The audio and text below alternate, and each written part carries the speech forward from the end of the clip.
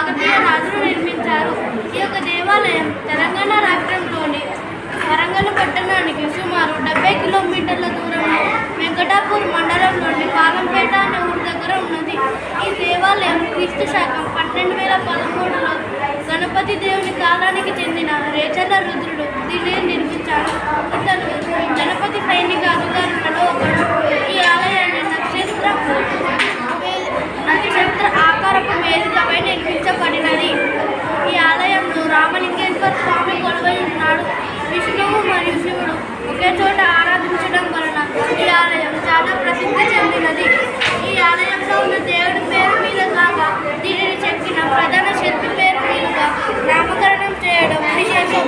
రామప్ప దేవాలయం రామలింగేశ్వర దేవాలయం అని కూడా అంటారు. ఈ దేవాలయం ప్రాంగణంలో ఇతర కట్టడములలో నంది మండపం, కామేశ్వర మొదలగు కట్టడములు చూడదగినవి. ఈ ఆలయంలో ఉన్న శిల్పికళ చాలా అద్భుతంగా ఉంటుంది. కాకతీయ కళ వైభవాన్ని ఇక్కడ చూడవచ్చు. అత్యంత దృఢమైన సుందరమైన శిల్పాలున్న భారీ గోడలతో నంది మండపం చాలా అందంగా ఉంటుంది. ఈ దేవాలయం ఎన్నో యుద్ధాలను దాడులను తట్టుకొని నిలబడి ఉన్నది. అక్కడ ఒక ప్రత్యేకత ఉంది.